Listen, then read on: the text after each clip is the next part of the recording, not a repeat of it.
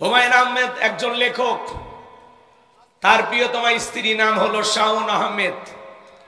ভদ্র মহিলা, সব সময় বরাবর ইসলাম বিদ্বেষী কথা বলতো, আলেমদেরকে সহ্য করে না, পর্দাকে ভালো লাগে না।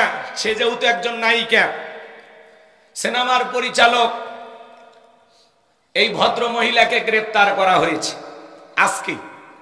এই শাওনকে গ্রেফতার করা হয়েছে। আমরা বলতে চাই, যারা জালেমদের দোসর ছিল এদের শাস্তি হওয়ার দরকার আছে না নাই? অনেকে লিখতেছেন শাশুড়ি গ্রেফতার হয়েছে, জামাই হলো আসিফ নজরুল, তিনি হলেন আইন উপদেষ্টা, হয়তোবা শাশুড়িকে ছেড়ে দেবেন। আমি যতটুকু নিউজ পাইলাম উনি ডিবি কার্যালয়ে তাকে জিজ্ঞাসাবাদ করা হচ্ছে। তো আসলে আমরা বলতে চাই, শুধু নায়িকা শাওন না, এনারা তো ছোটখাটো অপরাধী। এনাদের চাইতে যারা বড় বড় অপরাধ করেছে এদেরকে দ্রুত গ্রেফতার করে বিচারের আওতায় আনতে হবে। কথা বলেন ঠিক কিনা? এ বাজান, সমাজে কত মানুষ রাস্তাঘাটে দেখেন না, 6 বছরের শিশুটা মারা যায়, 6 মাসের বাচ্চাটা মারা যায়। আল্লাহ কি ওই কাতারে আমাকে ফেলাইতে পারতো না? কেন আল্লাহর শুকরিয়া আদায় করবেন না? আপনার যশোর শহরে একটা দোকান আছে, আলহামদুলিল্লাহ, রিক্সা চালান, ভ্যান চালান, আলহামদুলিল্লাহ, মাঠের জমি আছে, আলহামদুলিল্লাহ, ঘুমানোর ঘর আছে, আলহামদুলিল্লাহ। যাকে আল্লাহ যতটুকু দিয়েছেন নিজের অবস্থানে থেকে ততটুকু পেয়ে শুকরিয়া আদায় করতে হবে। কার? আপনি সৌদি আরব প্রবাসী, মালয়েশিয়া প্রবাসী, আলহামদুলিল্লাহ। কত মানুষ স্বপ্ন দেখে বিদেশে যাওয়ার জন্য। কথা বলে ঠিক কিনা? যাকে আল্লাহ যতটুকু দিয়েছেন ততটুকু পেয়ে আল্লাহর শুকরিয়া আদায় করতে হবে। কিশোরগঞ্জে ওয়াজ করতে গেছিলাম, এক লোক গ্রামে হাওয়াই মিঠা বিক্রি করত। সেই মানুষটাকে আল্লাহ 150 বিঘা জমির মালিক বানাইছে। হাওয়াই মিঠা বিক্রি করতো গ্রামে। আপনি নিজের অবস্থানে একটু চিন্তা করেন তো, আজকে আপনার যা কিছু আছে এক সময় ছিল? বলেন ছিল? কে দিয়েছে? কার দেয়া দান? আপনি পরিশ্রম করেছেন, তার ফলাফল আল্লাহ দিয়েছেন। আপনি একটু রোজগার করেছেন, ওর ভিতরে আল্লাহ বারাকা দিয়েছেন। কথা বলেন ঠিক কিনা? তাহলে সুখে থাকি দুঃখে থাকি সব সময় প্রশংসা হবে কার? লোকমানে হাকিম প্রশংসা আদায় করে ঠকেছে না জিতেছে? তাহলে আমরাও যদি আল্লাহর প্রশংসা আদায় করি, ঠকবো না জিতবো? তাহলে সব সময় প্রশংসা হবে কার? আপনারা সবাই কেমন আছেন? আলহামদুলিল্লাহ। জোরে বলেন, কি বলবেন? আর অনেককে জিজ্ঞেস, ভাই কেমন আছে? এই গরিবের থাকা না থাকা হুজুর যাচ্ছে দিনকাল কোনো মতে, এই আসি আর কি, আমার মতো হতভাগার খবর নিয়ে কি করবেন? এই আলহামদুলিল্লাহ, মানে আলহামদুলিল্লাহ বলে সাতক্ষীরা, যশোর, চুয়াডাঙ্গা ঘুরে আসার পরে এই কথা কন। আরে ভাই, প্রথমে আপনাকে যদি জিজ্ঞেস কেমন আছে, আমার এক জাগিরদার আছেন যার বাড়িতে আমি খাওয়া দাওয়া করে পড়াশোনা করেছিলাম, আমি গরিব ঘরের সন্তান, শোনেন তো, ওনাকে মাঝে মাঝে ফোন দিয়ে খোঁজ খবর নেই, বাজান কেমন আছে, সালাম বেনে মাহারাব কেমন আছে, কোনো সমস্যা? কয় বাবা সমস্যা থাকলে তোমারে বলবো কেন, সমস্যা দিবেন যিনি সমাধানও করবেন তিনি। সব সময় আল্লাহ আমারে ভালো রাখে, আলহামদুলিল্লাহ। তো যাদের ইমানের পাওয়ারটা মজবুত, এরা কখনো অজুহাত বা দুঃখ কষ্টের কথা মানুষের কাছে শেয়ার করবে না, আল্লাহর কাছে প্রথমে শেয়ার করবে। কথা বলে ঢেকে না? তাহলে সব সময় প্রশংসা হবে কার? হাসপাতালের বেডে কত মানুষ এই মুহূর্তে শুয়ে আছে, কি আল্লাহ চাইলে আপনাকে আমাকে রাখতে পারে না? কত মানুষ এই বাড়িতে, এই এলাকায় অসুখে বিছানায় কাতরাচ্ছে, আল্লাহ তাআলা চাইলে ওই জায়গায় আপনাকে আমাকে রাখতে পারে না? তো তাহলে ভাই, কত ফকির মিসকিন ভিক্ষুক আছে সমাজে, আল্লাহ চাইলে আপনাকে আমাকে ফকির বানাইতে পারে না? কথা বলেন না কেন? তো আল্লাহ তাআলা ফকির না বানায়, ভিক্ষুক না বানায়, প্রতিবন্ধী না বানায়, অসুস্থ না বানায়, আল্লাহ যে সুস্থ শরীরে পায়ে হেঁটে আজকের এই মাহফিলে আসার তৌফিক দিয়েছেন, এজন্য প্রশংসা হবে কার? তাহলে সুখে থাকি দুঃখে থাকি, খেয়ে থাকি না খেয়ে থাকি, যত সমস্যায় থাকি, জবান দিয়ে যেন এক বাক্যে বের হয়, ভাই আপনি কেমন আছেন? আলহামদুলিল্লাহ। আগামীকালকে কি যশোরে দেখা হতে পারে? ইনশাআল্লাহ। কি বলবেন? অনেকে দোয়া পারে না। এক মুরব্বী দেখি পেশাবখানায় যা দোয়া পড়তেছে, বিসমিল্লাহি ওয়ালা বারাকাতিল্লাহ। আমি তখন বললাম, চাচা এ তো খানা খাওয়ার দোয়া। বলতেছে, বাবা কোন দোয়া কোন জায়গায় পড়লে আমার মাথা কাজ করে না। মনে করেন আপনাদের মসজিদের মুয়াজ্জিন, আপনাদের এলাকার লোকজন, এই গ্রামের একজন আবুল কালাম আজাদ, ওনাকে বলতেছে, ভাই কই যান? আমি যাচ্ছি ওই সরসা বাজারে। কেন? ওখান থেকে একটু গরু কিনবো। তো বলতেছে, ভাই একটু বলেন না। ইনশাআল্লাহ। তখন বলছে, এই জন্য হুজুরে করে ভালো লাগে না, হাতে আছে গরু, পকেটে আছে টাকাটা, মাঝখান দিয়ে ইনশাআল্লাহ বলে লাগবে কেন? মুয়াজ্জিম সাহেব মন খারাপ করছে, আর কি বলবে। এইবার মাগরিবের আগে আগে ওই লোকটা মসজিদের ধার দিয়ে আবার হেঁটে যায়। তখন বলতেছে, ভাই গরু কোথায়? ইনশাল্লাহ গরু কেনা হয়নি, ইনশাল্লাহ টাকাটা চুরি হয়ে গেছে, ইনশাল্লাহ আমি বাড়ির দিকে যাচ্ছি। সে ইনশাল্লাহ বললো চালান পাতি হারানের পরে। গরু কিনতে গেছে, পকেট মারি রাস্তার মতো কাটিয়ে নিছে, বোঝেন নাই কথা? অনেক কথা বলার আছে, ওইদিকে যাওয়ার কোনো সুযোগ নাই বাজান। সংক্ষিপ্ত কথা বলে দেয়া যায়, সুখে থাকি দুঃখে থাকি, অসুস্থ থাকি আর সুস্থ থাকি, সবসময় প্রশংসা হবে একমাত্র কার? আরো জোরে বলেন কার? প্রশংসা আদায় করব যত বেশি আল্লাহর তত নিকটতম বান্দা হতে পারবো, যত বেশি আল্লাহকে ডাকবেন তত বেশি আল্লাহর প্রিয় হতে পারবেন। তাহলে জবানে সবসময় প্রশংসা চালু থাকবে কার? তাহলে সবাই চিৎকার মেরে ভালোবেসে ডাক দেন আলহামদুলিল্লাহ। আর একটু জোরে বলেন আলহামদুলিল্লাহ। এরপরে আল্লাহ রাব্বুল আলামিন বলেন, ওয়া ইয ক্বালা লুকমানু লিবনিহি ওয়া হুয়া ইয়াইযুহু ইয়া বুনাইয়া লা তুশরিক বিল্লাহ ইন্নাশ শিরকা লাযুলমুন আযীম।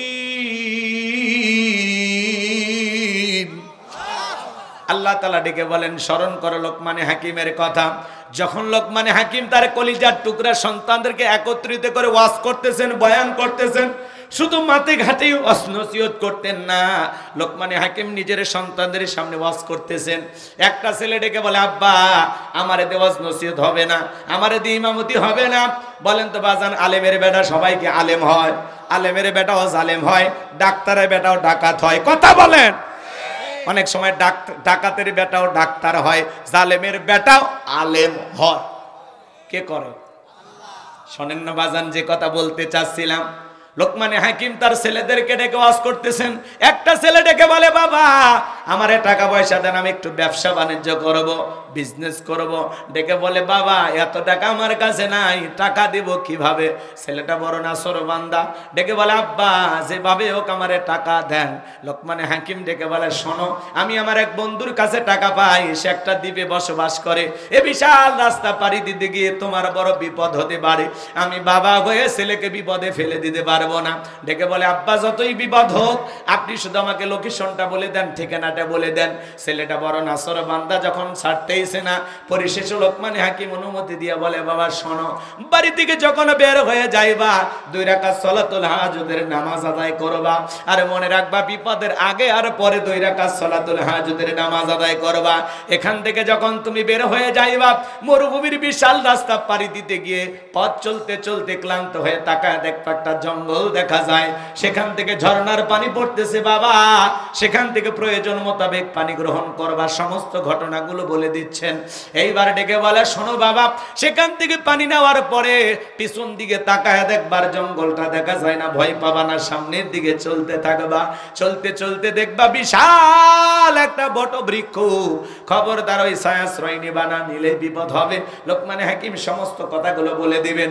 এইবার ছেলেটা বটবৃক্ষের কাছে তাকিয়ে আছেন, গাছের উপরে একটা মুরব্বী বসে আছে।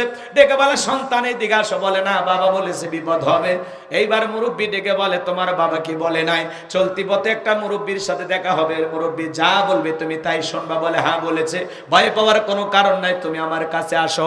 এইবার লোকমানে হাকিমের সন্তান বটবৃক্ষের ছায়ায় যখন আশ্রয় নিলেন, বাজান ক্লান্ত শরীর মুহূর্তের মধ্যে ঘুম চলে আসলো।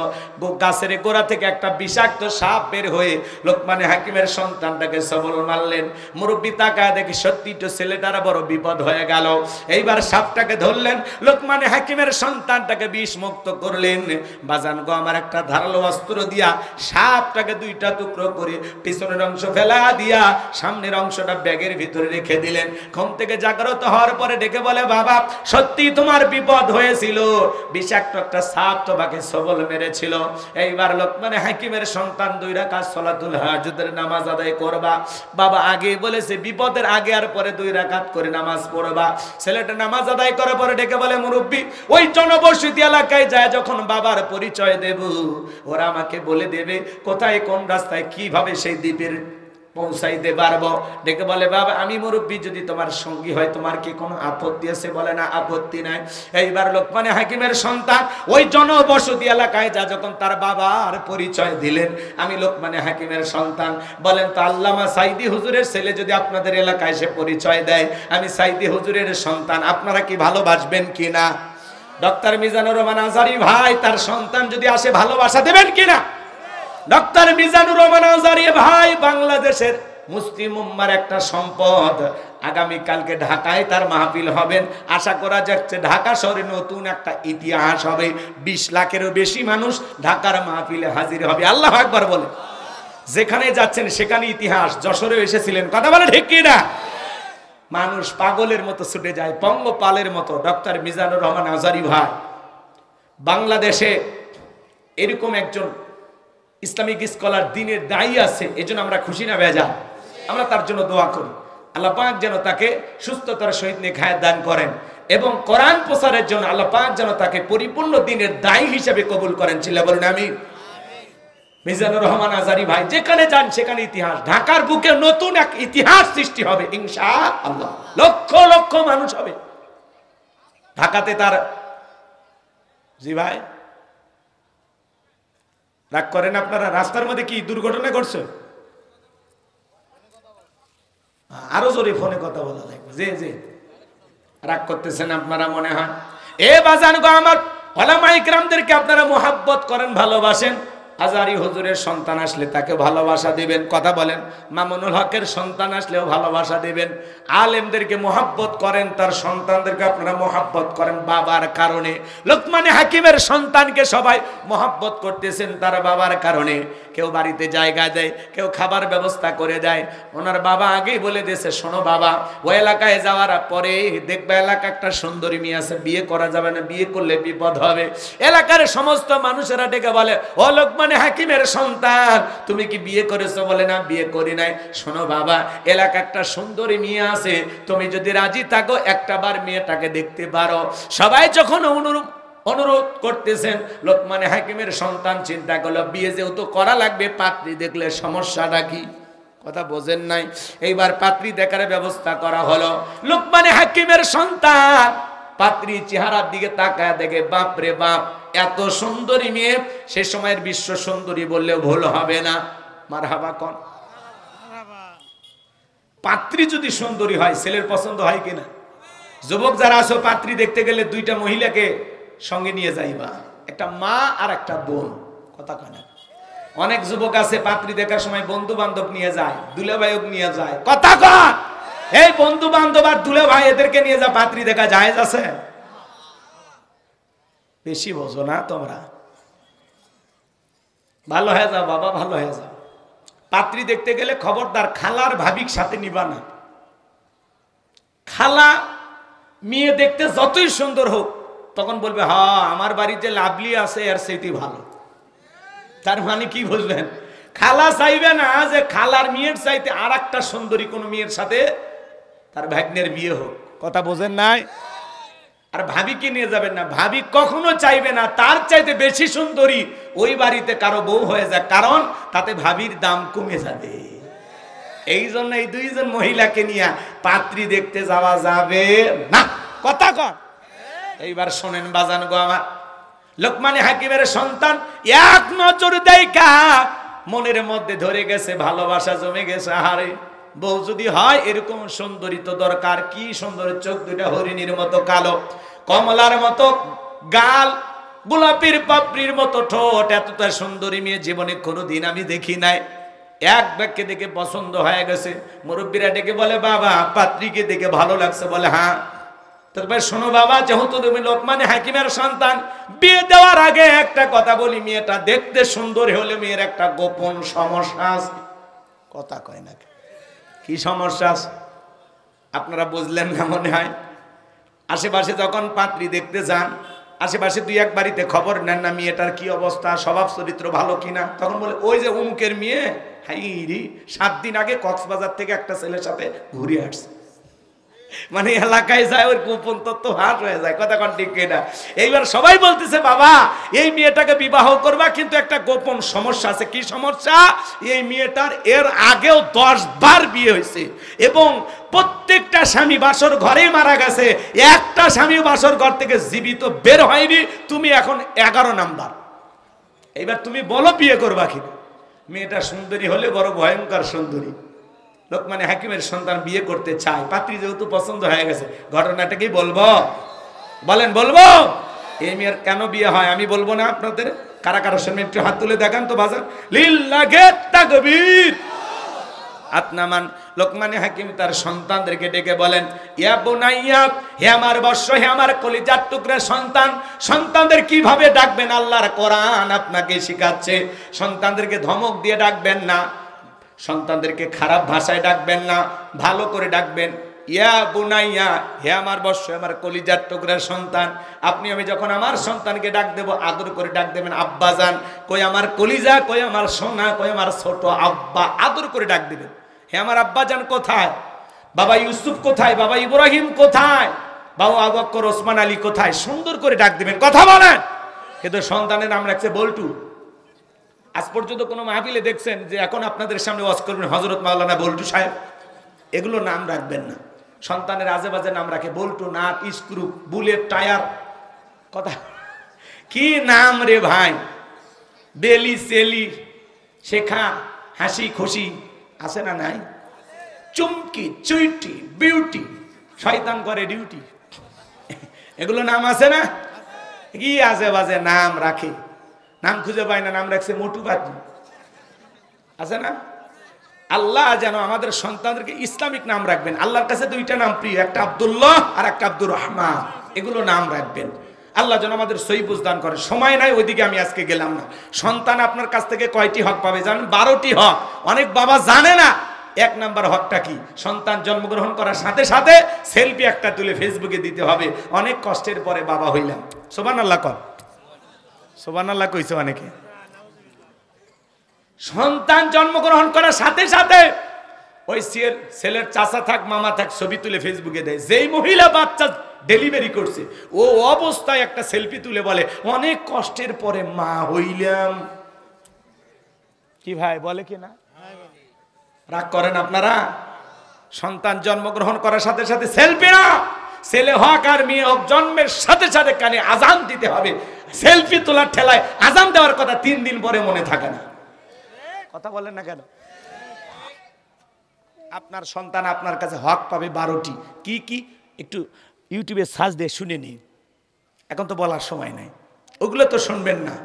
ইউটিউবে সার্চ দিয়ে শুনবেন কিভাবে আদা চাষ করা যায়, কিভাবে মেয়ে পটানো যায়, কিভাবে মানুষের মন ভুলে না যায়, কিভাবে সিটারি করে দুনিয়ার টিকে থাকা যায়, সেগুলো শিখবেন। ভালো কিছু শিখবেন। সন্তান জন্মগ্রহণ করার সাথে সাথে 1 নাম্বার কানে আজান দেবেন, 2 নাম্বার তাহনিক করা। বুঝলেন না? সন্তান জন্মগ্রহণ করার সাথে সাথে একজন আলিমের কাছে, ওলামা ইকরামদের কাছে নিয়ে যায়, মিষ্টি দ্রব্য সে একটু চিবায় আপনার সন্তানের জিহ্বার ভিতরে অথবা তালুর ভিতরে লাগাই দেবে। এর নাম হলো তাহনিক করা। 3 নাম্বার সুন্দর একটা নাম রাখা। ট্যাবলেট না, ট্যাবলেট না, নাম রাখেন না ট্যাবলেট। হ্যাঁ, নাম রাখে তো ডিজিটাল জামানা ভাই। নাম রাখে টেপু, টিপু। কথা কয় না কেন? আছে না এরকম? জনি, ছনি, রনি, বনি, ওমি। ও কথা কয় না গো। নামের কি স্টাইল! 2 অক্ষরে নাম রাখবে মিলায়া। বুলু, টিলু। আছে না? না কি নামের বাহা! একটু সুন্দর নাম রাখেন ভাই, ইসলামিক নামগুলো রাখেন। আল্লাহ যেন আমাদের হেদায়েত দান করেন। নামটাও একটা মানুষের অনেক কিছু। সুন্দর একটা নাম রাখবেন। আল্লাহ হেদায়েত দান করুন। জোরে বলুন আমিন। এরপরে সন্তানকে দ্বীনি ইলম শিক্ষা দিতে হবে, কোরআন সুন্নাহর জ্ঞান শিক্ষা দিতে হবে। ছেলে হোক আর মেয়ে হোক, দ্বীন শেখাবেন। এরপরে যদি 2টা ছেলে হয় অথবা 2টা মেয়ে হয়, 2টা মেয়ে হলে বিছানা 2টা, অথবা একটা খাটেও যদি হয় কম্বল 2টা। 1 কম্বলের নিচে 2 বোন ঘুমানো যাবে না, 1 কম্বলের নিচে 2 ভাই ঘুমানো যাবে না। কম্বল আলাদা হতে হবে। কথা কয় না? কথা কয় না? আপনি তো পারলে 4 বেটাকে 1 কম্বলের ভিতরে তো কেন রে ভাই? এটা সিস্টেম আছে। ইসলাম অনেক সুন্দর, বুঝতে পারলেই ভালো লাগবে। আল্লাহ যেন আমাদের বুঝদান করেন। জোরে বলেন না আমিন। চলেন না বাজানের সামনের দিকে নিয়ে যায়। অনেক কথা বলার আছে, বলতে গেলে অনেক সময় লাগবে। আপনাদেরকে আমি এত কষ্ট দিতে চাই না। লোকমানে হাকিম ডেকে বলেন, ইয়া বোনাইয়া, হে আমার বর্ষ, আমার কলিজার টুকরা সন্তান, লা তুশরিক বিল্লাহ, আল্লাহর সাথে কখনো কাউকে শরীক করা যাবে না। ইন্নাশ শিরিকা লা যুলমুন আযীম, এই শিরিক হলো সবচাইতে বড় জুলুম, সবচাইতে বড় অপরাধ। সব পাপের বড় পাপ নাম হলো শিরিক। নাম হলো কি? শিরিক। বড় শিরিকগুলোকে শিরিকে আকবর বলা হয়, ছোট শিরিকগুলোকে শিরিকে আসগর বলা হয়। শিরিক হলো মোট 42 প্রকার, এগুলোকে ভাঙলে আবার 72 প্রকার হয়। সর্বমোট হলো 120 প্রকার। বলতে গেলে 2-3 ঘন্টা লাগবে, এত সময় কই আপনাদের হাতে। এ বাজান গো আমার, আমাদের সমাজে অসংখ্য শিরিকে ভরা। বলেন তো মাজারে সেজদা দেওয়া কি শিরিক? কথা বলেন। আল্লাহ ছাড়া এই মাথা দুনিয়ার কোনো মাজারে নত হবে না। আপনি মাজারে নত করে মাথা নত করে কি চান? একটা বেটা দে রে বাবা, একটা বেটা দে। তুই না বেটা দিলে আব্বা বেটা দেবে কে? কথা বলেন না কেন? মাজারে পীর সাহেবের ক্ষমতা কি আছে ছেলে মেয়ে দিতে পারে? ছেলে মেয়ে দেওয়ার একমাত্র মালিক কে? ইব্রাহিম খলিলুল্লাহ 86 বছর বয়স পর্যন্ত আল্লাহর কাছে ডেকে বলেন, রব্বি হাবলি মিনাস সলিহিন, আল্লাহ আমাকে একটা সৎপুত্র দাও, নেককার সন্তান দাও। আল্লাহ তাআলা 86 বছর বয়সে তাকে একটা সন্তানের সুসংবাদ দিলেন। সুবহানাল্লাহ বলেন। ইব্রাহিম খলিলুল্লাহ যদি 86 বছরে বাবা হতে পারে, তাহলে সন্তান যদি চাওয়া লাগে আল্লাহর কাছে চাইতে হবে, কোন মাজারে না, ছাগল মান্নত তুইয়া না। কথাকে বোঝেন? চাইবেন কার কাছে? ফাইদা ফারাগতা ফানসাব ওয়া ইলা রাব্বিকা ফারগাব। বান্দা যখন তুমি নিঃশ্বাস হয়ে দুর্বল হইবা, তোমার শূন্য হাতটা আমি আল্লাহর দিকে পেতে ধরো, তাহলে চাইতে হলে আল্লাহর কাছে চাবো, যাই নামাজে সিজদা দিয়ে চাইবো। কিন্তু কোন মাজারের কাছে কিছু চাওয়া যাবে? সিজদা মাজারে নয়, সিজদা হবে মসজিদে। কোথায়? কোন পীরের পায়ে সিজদা দেওয়া যাবে না। অনেকে দেখবেন তালা বাবা, সালা বাবা, গামছা বাবা, লাউ বাবা, কদু বাবা, এদের পায়ের নিচে সিজদা দেয়।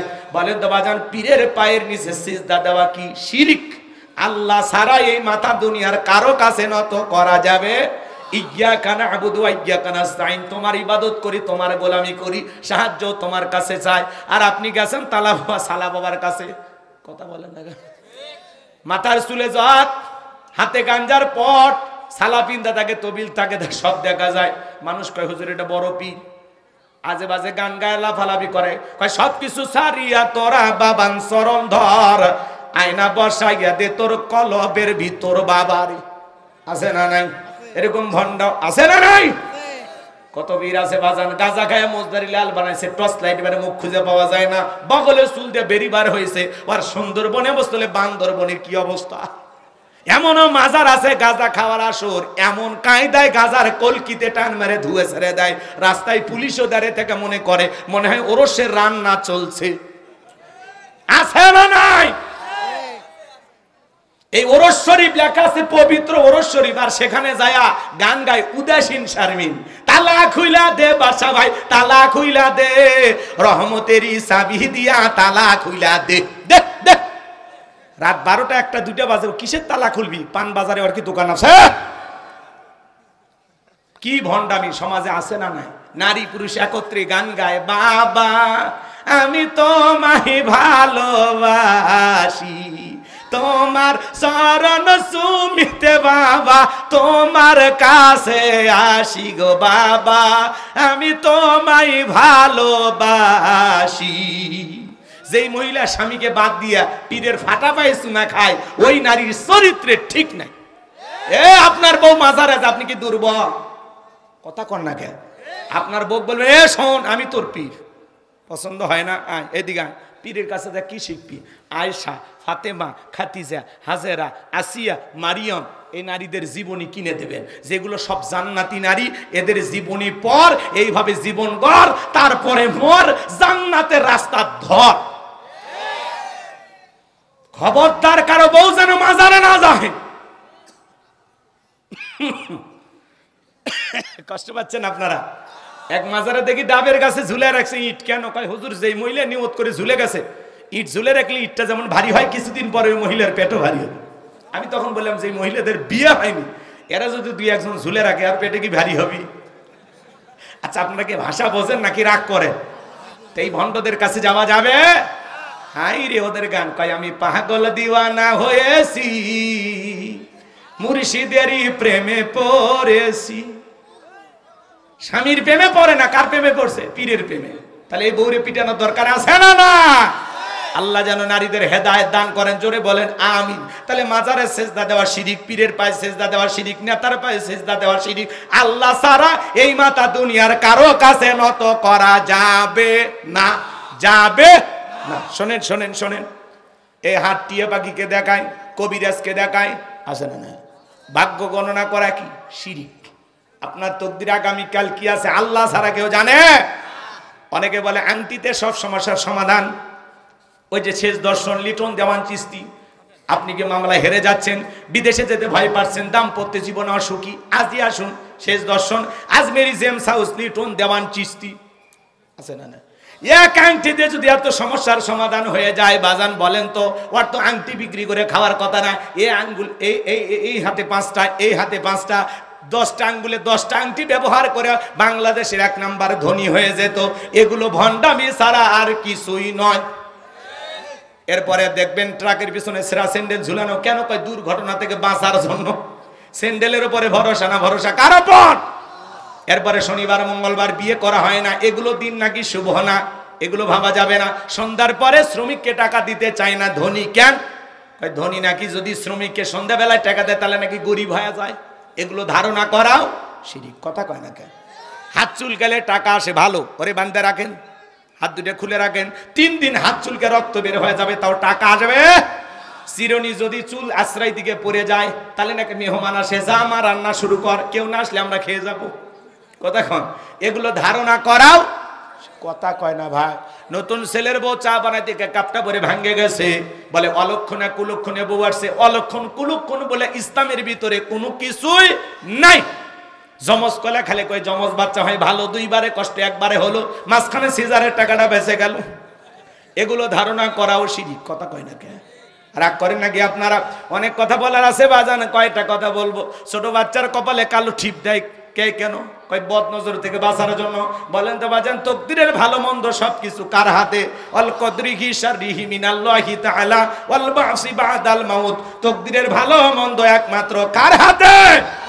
তাহলে অনেক শিরিক আছে বাজান, শিরিক করা যাবে না। শিরিক মুক্ত ঈমান আমল যেন আল্লাহ আমাদেরকে দান করেন। চিৎকার মেরে বলুন আল্লাহু আকবার। বিশ্বনবী সাহাবা ইকরামদেরকে ডেকে বলেন, আমার সাহাবীরা শোনো, একজন ব্যক্তি একটা মাছি মেরে জাহান্নামে চলে গেল, আর একজন ব্যক্তি মাছি না মেরে জান্নাতে চলে গেল। সাহাবা ইকরাম ডেকে বলেন, নবী গো, বুঝতে পারলাম না ঘটনা কি, একটু দয়া করে খুলে বলেন। আল্লাহ রাসূল তখন বলতেছে, শোনো, এক দেশে এক জালেম বাদশা ছিল। ওই জালেম বাদশা রাস্তার মোড়ে মোড়ে মূর্তি বানায় রাখছে। বাদশার নিয়ম হলো যত মানুষ ওই রাস্তা দিয়ে হেঁটে যায় প্রতিমার নামে কিছু না কিছু দিয়ে যাওয়া লাগবে। একজন ইমানদার হেঁটে যায়, জালেম বাদশার লোকেরা ডেকে বলে, কিছু দিয়ে যাও। বলে, ভাই দেয়ার মতো আমার কাছে তেমন কিছু নাই। বলে, শোনো, যদি দেয়ার মতো কিছু না থাকে ওই প্রতিমার নাকে ডোগা একটা মাছি পড়ে আছে, সেখান থেকে একটা মাছি মেরে নিরাপদে চলে যাও। ইমানদার চিন্তা করলো, একটা মাছি মারলে কি এমন অপরাধ হবে? এইবার একটা মাছি মেরে নিরাপদে চলে গেল। কিছুদিন পরে আরেকজন ইমানদার হেঁটে যায়, জালেম বাদশার লোকেরা ডেকে বলে, কিছু দাও প্রতিমার নামে। ইমানদার ডেকে বলে, ভাই আমি মুসলমান, প্রতিমার নামে আমার জন্য কোনো কিছু দেওয়া জায়েজ নাই, হারাম, শিরিক। জালেম বাদশার লোকেরা ডেকে বলে, শোনো, হয় প্রতিমার নামে কিছু দিয়ে যাও, আর না হলে বাদশার নিয়ম অনুযায়ী কাল্লা কেটে ফেলে দেওয়া হবে। ইমানদার ডেকে বলে, ভাই কাল্লা দিতে রাজি আছি, আল্লাহ